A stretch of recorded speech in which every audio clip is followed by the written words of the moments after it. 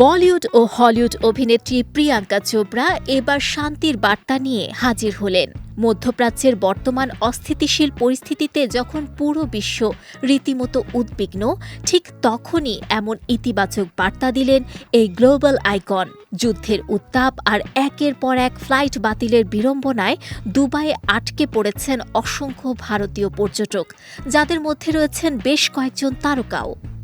এমন অস্থির ও চরম ভীতিজনক পরিস্থিতির মাঝেই প্রিয়াঙ্কার এই শান্তির বার্তা যেন কিছুটা হলেও স্বস্তি ছড়াচ্ছে। হোলির শুভেচ্ছা জানিয়ে প্রিয়াঙ্কা মানুষের মনে আশার আলো জ্বালানোর আহ্বান জানান। সামাজিক যোগাযোগ মাধ্যমে উদযাপনের একটি ছবি শেয়ার করে তিনি লেখেন, বিশ্বজুড়ে বর্তমানে অনেক কিছু ঘটছে। আমরা এক কঠিন সময়ের মধ্য দিয়ে যাচ্ছি, তবে আমার বিশ্বাস আলো আমাদের ঠিক পথ দেখাবে। এই আলোর মাধ্যমেই হবে সমস্ত মন্দের উপর ভালোর জয়। প্রিয়াঙ্কা বর্তমানে তার নতুন সিনেমা দ্য ব্লাফের জন্য ব্যাপক প্রশংসা কুড়াচ্ছেন।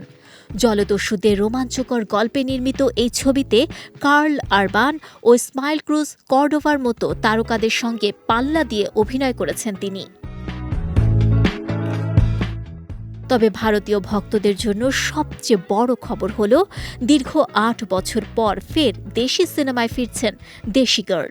নির্মাতা এস রাজামৌলির বারাণসী সিনেমার মাধ্যমে এই প্রত্যাবর্তন ঘটছে তার। বিগ বাজেটের ছবিটির কিছু অংশ চিত্রায়িত হবে অ্যান্টার্কটিকায়। এর মাধ্যমে প্রথম কোনো ভারতীয় সিনেমা হিসেবে অ্যান্টার্কটিকা মহাদেশে পা রাখবে বারাণসী।